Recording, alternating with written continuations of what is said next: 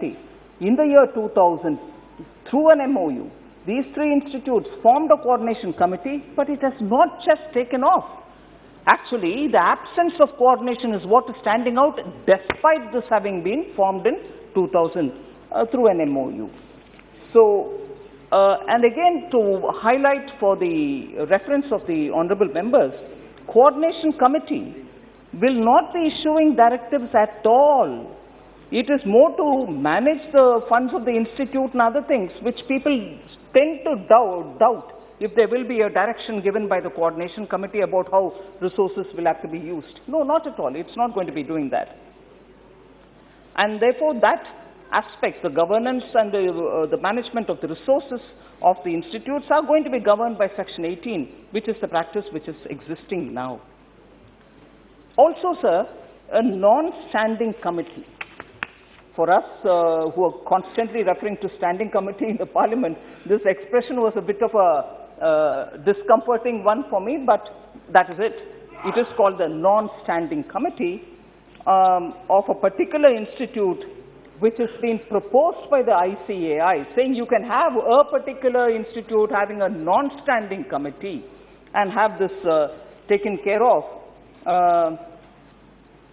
When we started talking about the absence of a statutory backing for this kind of a thing, this was suggested, saying a non-standing committee could work in that place. Sir, in order to make the coordination effective, I think it's important that periodic meetings with a given structure is held, and that is only possible through a very institutionalized framework, and that is why we thought we should go through this route. So there, I move slightly to a different issue, sir, that again, on the composition of the BOD and the DC has been repeatedly raised by all members. I think the global best practice is something which I already mentioned. Globally, the conduct of chartered accountants, particularly who are auditors of public interest entities being those which have a certain stipulation, if I can just go to state them in specific. What are public interest entities, sir? They are, first of all, listed companies, sometimes even unlisted companies, but which have over 500 crore paid up capital, or which are over 1,000 crores of annual turnover, or those with over 500 crores in terms of loans, debentures, and deposits. So these are the public interest entities. So globally, auditors who deal with public interest entities are regulated by independent regulators. I'll just name a few for it. In the United States of America, it's the PCAOB, the FRC in UK, the ASCI, the ASCI in Australia, the IRBA in South Africa, the CPAB in Canada, all of whom are independent regulators. So even in India, on similar lines, we set up, I think in 2018, the NFRA, the National Financial Reporting Authority. The full-time members of NAFRA at present are not members of the institute. So if NAFRA, which deals with auditors of public interest entities, both listed and unlisted because of the size of the operations, the proposed amendments which aims to bring that independence and autonomy with members who are not members of those institutes also becoming a part of the disciplinary committee, I think we are only matching ourselves with global best practices. And there's nothing to worry if we are undermining our institutions. On the contrary, we'll be strengthening them because greater independence, greater transparency, and greater outsider looking into the affairs of the bodies.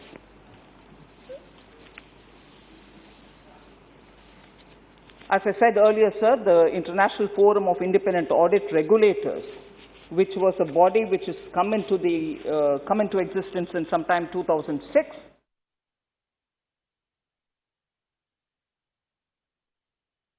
with the global best practice. Also, the guiding principles which have been given by the International Federation of Accountants is also something which is an international NGO, and it's a global advocacy organization. In fact, the ICAI, the Institute of Chartered Accountants of India, are a member of this International Federation of Accountants, and they have given these guidelines. So we are taking that on board. Again, coming to the good work which standing committees of our parliament do in these regards. 2003, sir, the Standing Committee on Finance, whose tenure was between 2004 and 5, in its 11th report, discussed a lot of these amendments. And I would like to quote few sentences from there. Quote, "The committee recommends that such a body should be headed by a person not below the rank of a joint secretary belonging to the legislative service. 2 members should be from the council and 2 shall be outside experts from the field of law and accountancy," unquote. So that's the standing committee of this House sometime in 2005 mentioning the same thing, and it has taken us nearly 15 years to arrive at that step now. As I said earlier, in UK, the United States, South Africa have all adopted this, and it is not something which we are doing for the first time.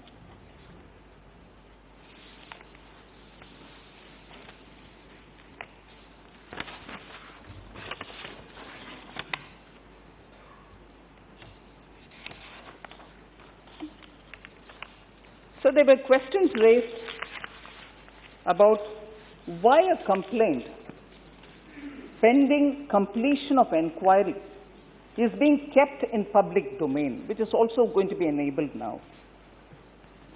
So this is a question which Honorable Member Bhartruhari Mehtabji raised, Adhirji raised, saying putting status of actionable complaints in public domain or entering them into the register of members, would it raise doubts about how the members being treated? Will it be victimizing him? Will there be an element of harassment and so on? That's not the intent at all, sir, and does not intend to victimize the member. The manner and the interval of putting such information out in public domain and also entering in the register of members shall be in accordance with the regulations framed by the council itself. So there cannot be an element of discretion saying, I don't like somebody, so I'm going to put them there and publicly shame them or victimize them. Cannot happen. It may be noted that the 2 other institutes, which is the company accounts and also the company secretaries, have not at all objected to this proposal. So mind application has happened from the different institutes, and we've gone only in the direction in which majority opinion has emerged.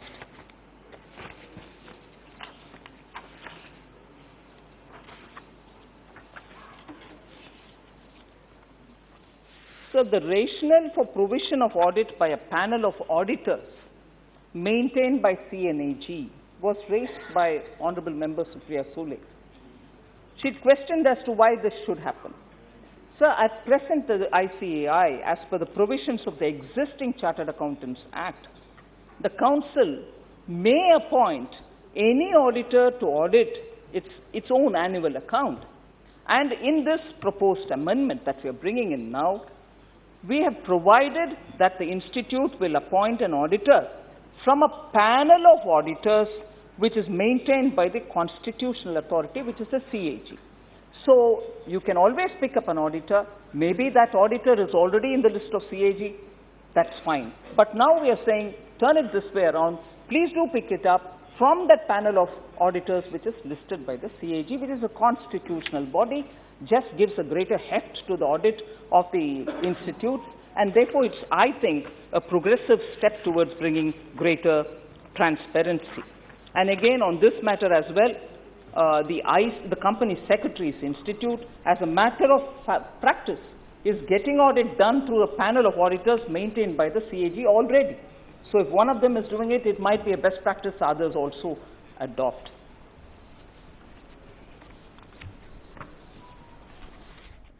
सीधा प्रसारण आप देख रहे थे लोकसभा से और इस वक्त सीधे चलते हैं राज्यसभा, जहां पर केंद्रीय मंत्री अर्जुन मुंडा समुदाय है संबोधन दे रहे हैं, जो आज भी सुविधाओं से भी और सूचीबद्ध भी नहीं हो पाए।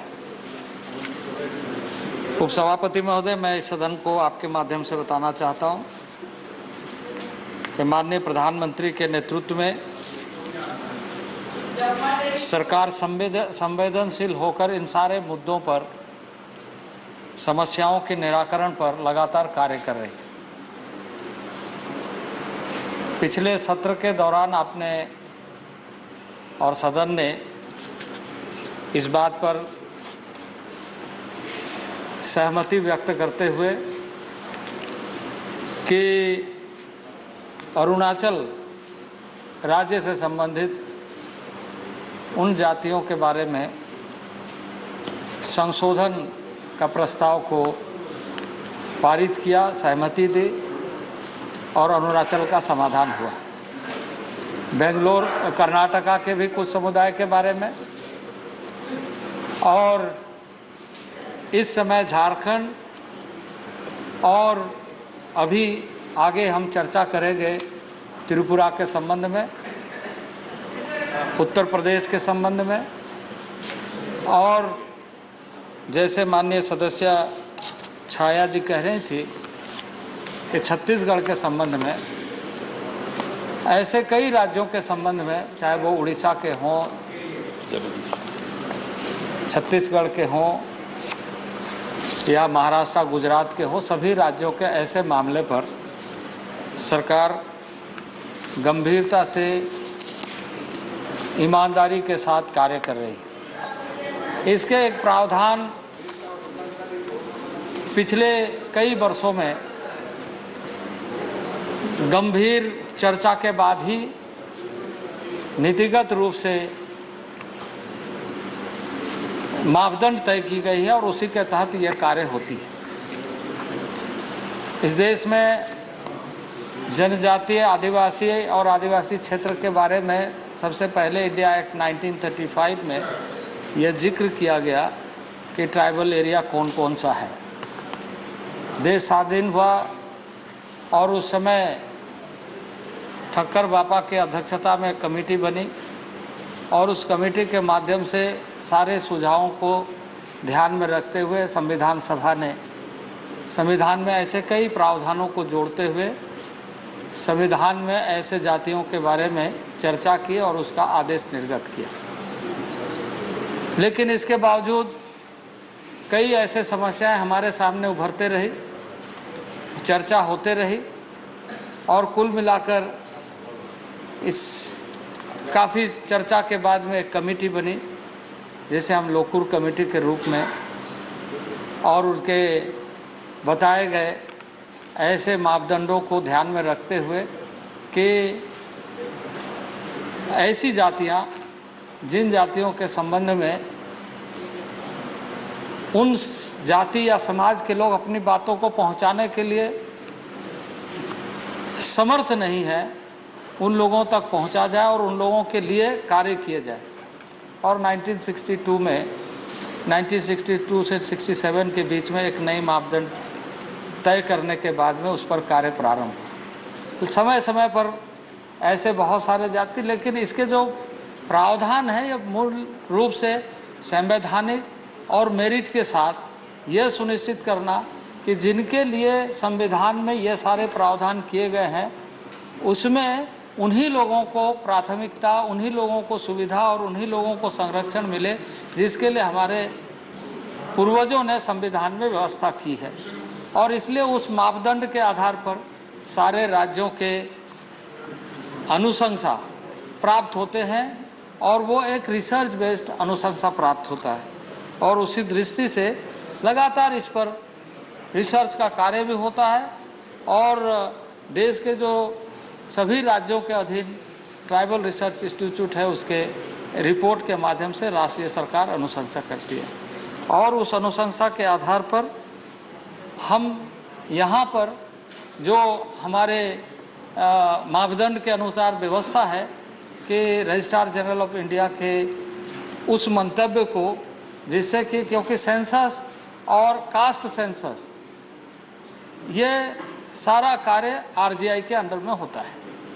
आरजीआई देश का पूरा सेंसस करता है और ख़ास करके schedule tribe and schedule caste का सेंसस करता है, और उसके आबादी के बारे में एक शेड्यूल कास्ट हो या शेड्यूल ट्राइब हो, उसके अलग से एक रिपोर्ट प्रस्तुत करती है। तो इस दृष्टि से उसके मंतव्य के साथ विचारार्थ लाया जाता है। तो ये सारे, जैसे मैंने आपको बताया कि कई राज्य के हो चुके हैं, कई राज्यों के बारे में हम लगातार काम कर रहे हैं और उन सारे चीज़ों को देख रहे हैं। और अभी सभी माननीय सदस्यों ने, चाहे वो अभिरंजन विश्वास जी बंगाल से हो, उन्होंने भी कम्युनिटी के बारे में कहा है, गोवा के संदर्भ में कहा है, और हमारे KRN राजकुमार जी ने भी कई कम्युनिटी के बारे में कहा है। हमारे वरिष्ठ इस हाउस के सदस्य तंबी दुराई जी ने तमिलनाडु से संबंधित कई जातियों के बारे में कहा है, और उन सारे जातियों के बारे में मैं करंट स्टेटस क्या है उसकी जानकारी दूंगा, क्योंकि यह सारा विषय मेरिट का है। मेरिट के तहत सारे संस्थाएं अपने काम करते हैं और उसके आधार पर ये सारी सूचियां बनती है, और इस पर कोशिश ये होता है कि जल्दी से जल्दी इसको कैसे एड्रेस किया जाए। पर इसकी जो फॉर्मेलिटी है, इसके जो संवैधानिक प्रावधान के आधार पर जो मापदंड है, उसको हमें ध्यान रखना बहुत आवश्यक है और सभी के लिए आवश्यक है। अभी माननीय सदस्य एक कह रहे थे कि कुछ कम्युनिटी के बारे में, वैसे सभी माननीय सदस्यों ने स्वागत किया है इस विधेयक का, लेकिन कुछ लोगों ने चिंता भी जाहिर की है।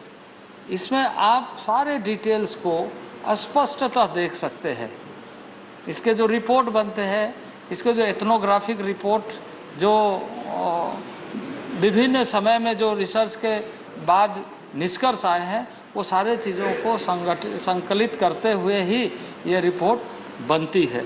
तो उस दृष्टि से कुछ जगहों में इस तरह की समस्या रहती है कि राज्यों में, जैसे कुछ राज्यों में कई बार इस तरह के विषयों को लेकर के राज्य खुद उलझन में रहता है कि किस तरीके से, क्योंकि उसके रिपोर्ट सही ढंग से बन नहीं पाते, फिर पूछा जाता है कि भाई आप इस तरह के विषयों पर स्पष्टीकरण दीजिए।